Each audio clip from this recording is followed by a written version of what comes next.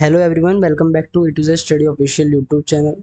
हमारी Indian coast guard के लिए जो है आपकी क्लासेस स्टार्ट हो रखी हैं। इंडियन कोस्ट गार्ड के लिए जो हमारी इंग्लिश की और जीके की क्लासेस शुरू हो रखी है। मैथ की क्लास के लिए भी आपके लिए जो है सिलेबस इकट्ठा कर रहे हैं, बिकॉज मैथ की क्लास का जो इंडियन कोस्ट गार्ड का पैटर्न होता है वो थोड़ा चेंज होता रहता है ना। आप सबको मालूम है, धीरज सर हमेशा बताते हैं। तो इसलिए कोस्ट गार्ड नाविक में जो है जीडीडीबी यांत्रिक का आपका इंग्लिश जीके तो सेम ही रहेगा, रीजनिंग भी सेम रहेगा, लगभग लगभग है ना। 90% रीजनिंग सेम रहेगा, उसका सिलेबस 10% ही चेंज होता है। बाकी आपका मैथ का सिलेबस लगभग लगभग चेंज होता रहता है। क्वेश्चन पैटर्न चेंज होते हैं, सिलेबस नहीं चेंज होते, क्वेश्चन पैटर्न चेंज होते हैं। तो वही क्वेश्चन पैटर्न धीरे सर जो है धीरे धीरे लेके आएंगे। इंग्लिश के प्रीवियस ईयर पेपर्स में से कुछ प्रैक्टिस सेट्स लाया हूँ। ओके, ऐसे क्वेश्चन आए हुए हैं हर एक शिफ्ट में से, कुछ कुछ में से। तो चलिए, हमारा प्रैक्टिस सेट 6 है ये। चलिए स्टार्ट करते हैं हम अपनी पहली क्लास, पहले क्वेश्चन को। लिखा है एरर ढूंढना है, चलिए ढूंढते हैं। Raj has hurt his ankle and will not be able for play today. देखिए, जो प्ले है यहाँ पे, जो प्ले है यहाँ पे, ये एक वर्ब है। ठीक है, वर्ब का मतलब होता है क्रिया। क्या होता है? क्रिया, कुछ काम करने के लिए। तो यहाँ पे क्या काम हो रहा है? यहाँ पे खेल रहा है ना। खेलना भी तो एक क्रिया ही होती है, क्रिया ही तो है ये। अगर आप कुछ काम करोगे तो वो क्रिया है। इधर काम क्या, इधर ऑब्जेक्ट क्या है? इधर ऑब्जेक्ट है खेलने का। ठीक है, प्ले। तो यहाँ पे टू आएगा। क्रिया से पहले हमेशा टू आता है। टू और फॉर सेम प्रपोजिशन है और दोनों एक ही चीज के लिए इस्तेमाल होते हैं। लेकिन फॉर जो है वो हमेशा नाउन के पहले आता है। फॉर जो है हमेशा नाउन के पहले आता है। और ये चीज आप कैसे पहचानोगे? नाउन इन द सेंस, अगर मैं लिखूं यहाँ पे एग्जाम्पल, एग्जाम्पल लिखूं यहाँ पे कि I came to Delhi for, sorry, I came to Delhi to work. ठीक है, टू क्या है यहाँ पे? टू क्यों आया है यहाँ पे? वर्ब के पहले आया है। क्या करने आया हूँ मैं यहाँ पे? काम करने आया हूँ। ठीक है, क्या करने आया हूँ यहाँ पे मैं? काम करने आया हूँ, वर्क करने आया हूँ। तो एक क्रिया हुई, काम करना मतलब क्रिया हुई। तो ये आ गया आपका क्या बोलते हैं, टू आ गया वर्ब। लेकिन अगर मैं इधर लिखूँ कि एक तो आ गया कि आपका क्या, क्या करने आया हूँ, काम करने आया हूँ, किस लिए आया हूँ, काम करने आया हूँ। ठीक है, एक ये हो गया आपका क्या और किस लिए।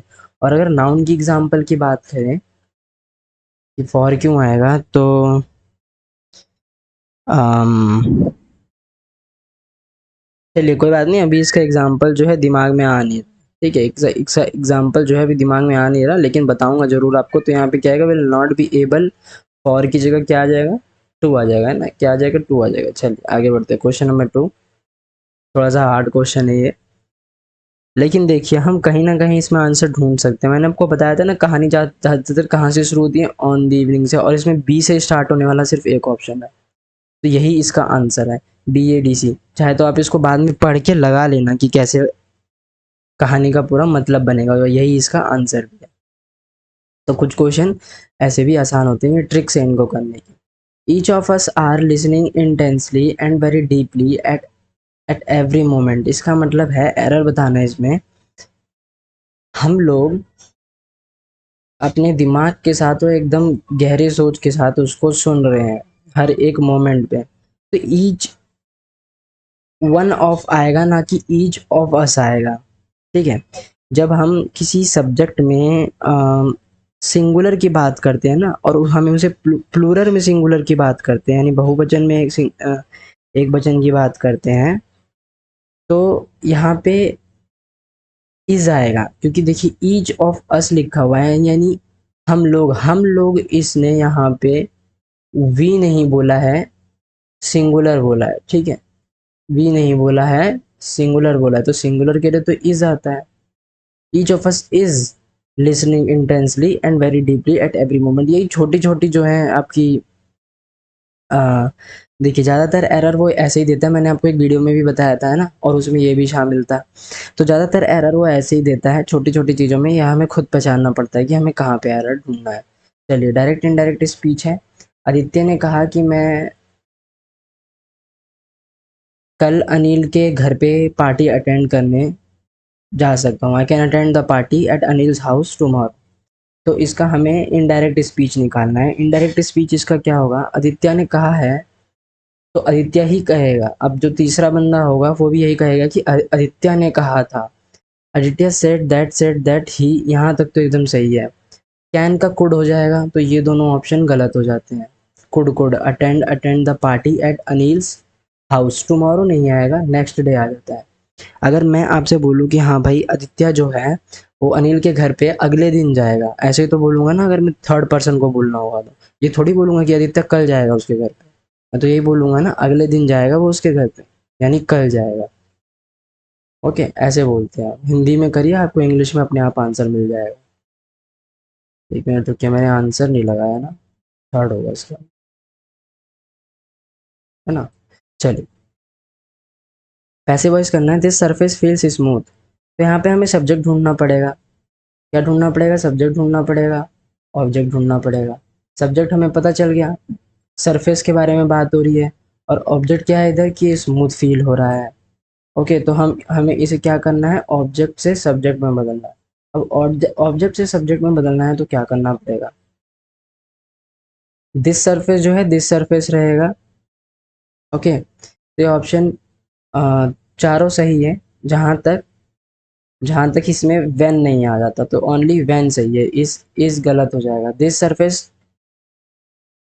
सॉरी सॉरी सॉरी सॉरी, मैंने गलती से मिस्टेक कर दी। ये दोनों नहीं होंगे, टू होगा। This surface is smooth when it is felt, जब मैंने इसको फील करा तो ये स्मूथ थी, है ना। पैसे वैसे ही तो बनाएंगे जब वहां पे कोई क्रिया ना हो रही। हाँ, नोज वेस्ट वैक्सीन, चलिए इसका तो नेसल वैक्सीन होता है ना। नोज वेस्ट वैक्सीन को नेसल वैक्सीन कहते हैं, क्योंकि जो हमारी नाकों की पाइप होती है उसको क्या कहते हैं, नेसल कहते हैं ना। मोरिबंड, मोरिबंड का मतलब होता है मोरिबंड का मतलब होता है ये, ठीक है। या फिर ये होता है, या फिर ये होता है।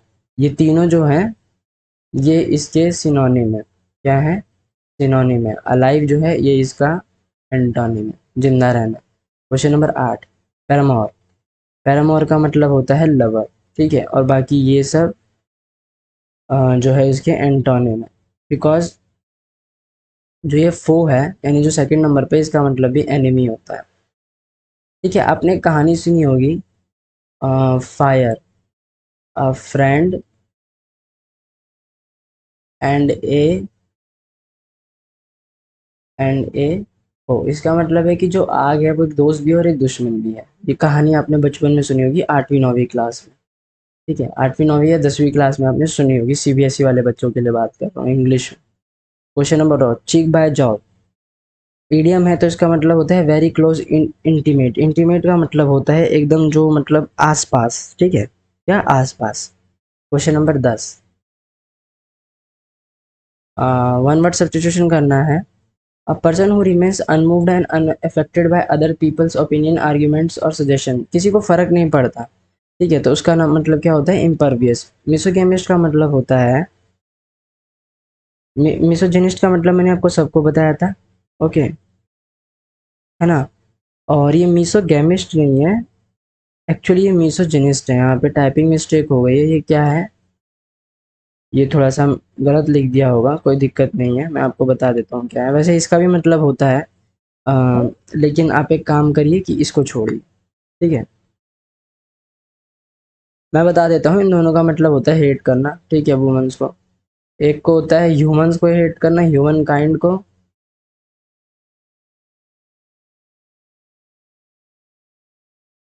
ठीक है। और एक का मतलब होता है ह्यूमन काइंड को, यानी इंसानों। और मर्सनरी, मर्सनरी का मतलब होता है जब कोई बंदा सिर्फ मनी में ही जो है, इंटरेस्ट किस में रखता है, अपना मनी में, इंटरेस्टेड इन मनी, ओके, उसको कहते हैं मर्सनरी, जो पैसों के लिए काम करते हैं। स्टोइक, स्टोइक का मतलब होता है not to show feelings, feelings नहीं दिखाना, ठीक है। मतलब अंदर से मरा हुआ बंदा है जिसको हम कह सकते हैं, ओके। चलिए, क्वेश्चन नंबर 11। क्वेश्चन नंबर क्या, 11। एक मिनट रुकिए। हाँ, तो यहाँ पे इकोनॉमिकल आ जाएगा, है ना। They are very economical. जब हमारी जेब से जो पैसा निकलता है, अगर वो हमारे लिए किफ़ायत होता है, तो हम उस शब्द का प्रयोग करते हैं जिसका नाम होता है इकोनॉमिकल। ठीक है, क्या होता है? इकोनॉमिकल। ठीक है। क्यों? क्योंकि ये सस्ता है। क्योंकि यहाँ पे देखिए पहले लिखा हुआ है कि 50% लॉन्ड्री का कॉस्ट बच रहा है। 50%, मान ली 2,000 का खर्चा होगा तो 1,000 आएगा, 500 का खर्चा होगा तो 250 आएगा। ठीक है ना। आप लोग ऐसे समझिए। चलिए यहाँ पे भी आ गए। अब देखिए, ओके ठीक है, यहाँ पे कोई ऑन द स्पॉट ये सब जिससे कहानी शुरू हो सके, तो ये नहीं दे रखा है। तो इसका मतलब ये कोई स्टोरी नहीं है, ये कोई घटना है। चलिए, the reformation and the ensuring Wars. P Q से शुरू हो रहा है, तो इसका मतलब साफ है कि या तो पी से शुरू होगा तो क्यू से। तो पी से शुरू करते हैं, क्योंकि क्यू से शुरू ही नहीं होगा। ओके, क्यू से जो है ये शुरू नहीं होगा। देखिए, आप क्यों, देखिए खुद ही ऐसा लग रहा है ना कि बी से शुरू हो रहा है, तो यहाँ पे आप इसको चलिए अभी छोड़िए, पी से शुरू होगा ये, इतना तो पता चलेगा। पी से दो ऑप्शन है, दो ऑप्शन चले गए। The reformation and the ensuring Wars of religion through. फिर उसके बाद द 17th सेंचुरी। ओके ठीक है, हाँ ये भी सही है। अच्छा, तो इसका आंसर होगा पी एस आर क्यू। आप बना के देख लीजिए, आपको ऐसा ही लगेगा सब। क्योंकि देखिए, सबसे पहले बात हो रही है वॉर की, उसके बाद बात हो रही है 17 सेंचुरी में किसकी वॉर हुई थी। ओके, उसके बाद हो रही है कि इसने क्या रिजल्ट दिया, और उसके बाद जो है ये पॉलिटिकल इवेंट्स पे आ गया। ठीक है, क्योंकि वॉर के बाद पॉलिटिक्स ही चालू होती है। This ticket will dash you to take any ride. अगर हम किसी भी सेक्शन में जा सकते हैं, किसी भी राइड में बैठ सकते हैं इस पार्क के, तो यहाँ पे एनेबल नहीं आएगा। हमको एंट्री देता है ना, अप्रूव थोड़ी करेगा। अप्रूव तो कोई बंदा करता है। ठीक है, अप्रूव तो कोई बंदा करता है। हमको अप्रूव मिल चुका है पहले, जब हमने टिकट ले ली तो हमको अप्रूव ऑलरेडी मिल चुका है। एक्सेप्ट कोई चीज़ को रिसीव करने को एक्सेप्ट कहते हैं, डिटरमाइन कहते हैं फोकस करना। ठीक है, डिटरमाइन कहते हैं फोकस करना। रिलेटिंग टू सोल्जर्स और वॉर्स, तो इसका मतलब होता है मार्शल। ठीक है, ऑफिशियल, पॉलिटिकल, मैरिटल। देखिए बच्चे इसमें ज़्यादा कंफ्यूज होंगे। इसमें मैरिटल, मैरिटल का मतलब मैरिज से रिलेटेड होता है। ठीक है, और आपका, एक मिनट रुकिए मैं ढंग से लिख दूँ ना। ओके, किससे रिलेटेड होता है ये? मैरिटल, आपका क्या बोला था मैंने? मैरिज, मैरिज है ना, मैरिज से रिलेटेड होता है, लेकिन ये वॉर से रिलेटेड होता है। ओके, मैरिज, मार्शल और मैरिटल में फ़र्क यही है। पॉलिटिकल, पॉलिटिक्स से संबंधित होता है। ऑफिशियल, किसी अथॉरिटी से संबंधित होता है। ठीक है, ओरिजिनल, अथॉरिटीज। जैसे मैं बोलता हूँ ना, ए टू जेड स्टडी पे आपका स्वागत है ऑफिशियल यूट्यूब चैनल पे, तो ये ओरिजिनल है, इसकी कोई कॉपी नहीं कर सकता। ठीक है, इसकी कोई कॉपी नहीं कर सकता, बिकॉज हमने पेटेंट करवा रखा है। Question number 15, do a good turn. तो ये क्या है? An act of kindness. Okay, question number 16, anguish, इसका सिनोनिम ढूंढना है। तो इसका सिनोनिम होता है डिस्ट्रेस, क्योंकि इसका मतलब होता है गुस्सा, यानी एंगर। ठीक है, तो थर्ड का मतलब भी सेम होगा। कंफर्ट का मतलब होता है हैप्पी। ओके, जो आपका कॉन्सलेशन होता है, इसका मतलब होता है सैड, और सोलेस का मतलब होता है सैड। ठीक है, दोनों सेम चीज़ है। वैसे अगर इसको हैप्पी ना लिख के तो इसको लिखते हैं फीलिंग, क्योंकि कंफर्ट तो एक फीलिंग होती है, तो फीलिंग रिलैक्स्ड, ये जरूर लिख सकते हैं। और यहाँ पे भी फीलिंग लगा लीजिएगा, क्योंकि ये भी जो है ना, ये फीलिंग से संबंधित है, 1 2 4। और जो आपका गुस्सा है वो दुखी से थोड़ी होता है, गुस्सा तो अलग ही हो गया ना आपका, है ना। चलिए आगे बढ़ते हैं, क्वेश्चन नंबर 17, फियास्को। फियास्को का मतलब होता है सक्सेस, सॉरी सक्सेस। एंटोनिम, ठीक है, एंटोनिम मतलब अपोजिट होता है। ठीक है, तो क्या हुआ? सक्सेस। फियास्को, फियास्को का जो उल्टा होता है वो सक्सेस होता है। क्यों? फियास्को का मतलब होता है फेलियर। ठीक है, क्या होता है? फेलियर होता है इसका मतलब। ये इसका सिनोनिम, सिनोनिम है। ओके, लूजर इसका सिनोनिम है। टर्की। टर्की क्या होती है, एक टर्की जो होती है एक मुर्गी ही होती है, लेकिन वो बहुत बड़ी होती है, ठीक है, बहुत बड़ी होती है, और उसको बाहर के देशों में जो है मीट के रूप में खाया जाता है। क्वेश्चन नंबर 18, यहाँ पे हमें इस एरिया में जो है एरर ढूंढना है, हमें बता दिया कि एरर यहाँ पे हमें ढूंढना है। तो अ राइटर ऑलवेज हैव के बाद हैज आता है, इज नहीं आता, इस चीज़ का आपको कठिन ध्यान रखना पड़ेगा।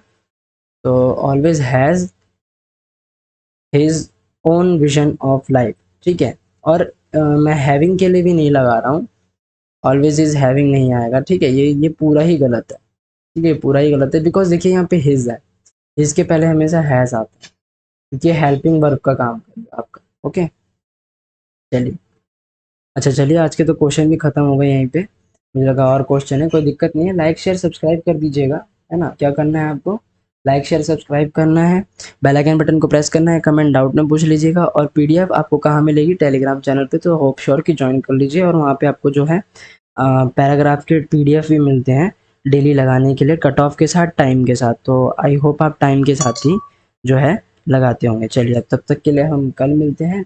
जय हिंद, जय भारत, वंदे मातरम।